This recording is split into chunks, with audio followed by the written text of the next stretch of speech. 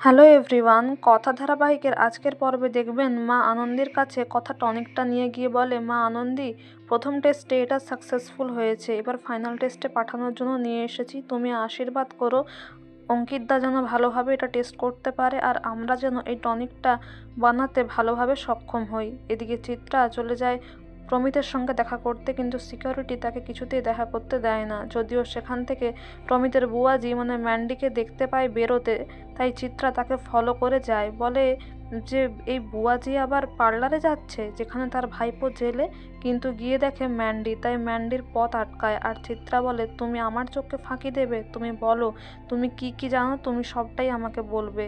এদিকে কথা টনিকটা নিয়ে বেরোতে গেলে চৌকাটে পা লেগে পড়ে যায়। তখন পড়ে যেতে গেলে এভি কথাকে সামলে নেয়, তাকে ধরে নেয়।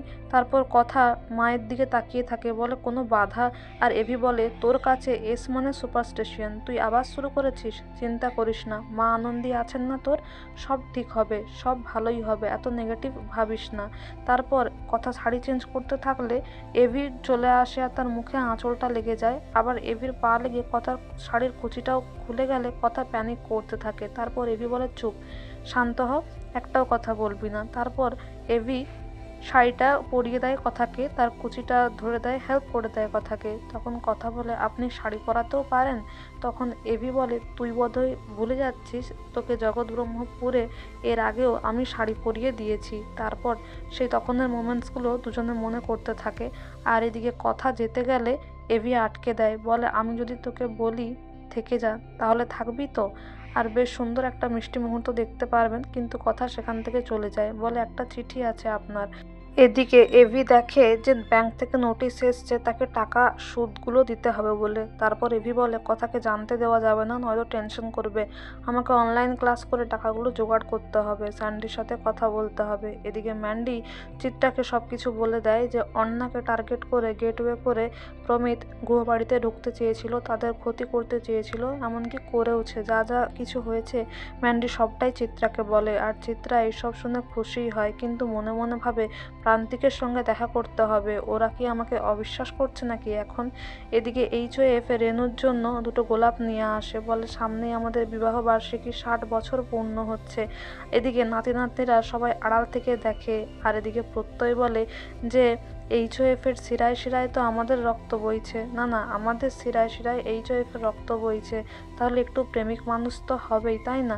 এদিকে সবাই মিলে বাইরে বেরিয়ে আসে আর বলে, এই 60 বছরের বিবাহবার্ষিকী আমরা ধুমধাম করে আয়োজন করব, ধুমধাম করে সেলিব্রেট করব। তারপরে রেনুর হাতটা ধরলে এইচওএফ এভি বলে, আপনি কি বলুন তো, সবসময় আমার ঠাম্মিকে ইরিটেট করতে থাকেন, দাদু নাতির মাঝখানে একটা খুনসুটির পর্ব চলতে থাকে। এদিকে চিত্রা এসে বলে, আমায় কি করতে হবে বলো?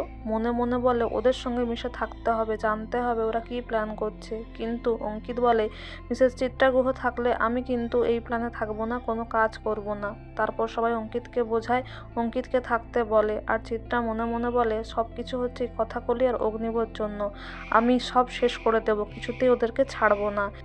এদিকে সবাই অনুষ্ঠান নিয়ে প্ল্যান করতে থাকলে চিত্রা চলে যায় প্রান্তিকের সঙ্গে দেখা করতে। প্রান্তিক বলে, আমি এমন একটা ইনফরমেশন আপনাকে দেবো যেটা শুনলে গুহবাড়ি কেন সবারই, আপনাদের সবার ভিত নড়ে যাবে। তখন চিত্রা বলে, কি? প্রান্তিক বলে, আগে আমাকে এখান থেকে বের করুন, তারপরে বলবো। সেই মতো চিত্রা প্রান্তিককে জেল থেকে বের করে নিয়ে আসে। আর এদিকে কথার হাত থেকে পান পাতার কার্ডগুলো পড়ে যায়, তখন সে আবার ভয় পেয়ে যায়।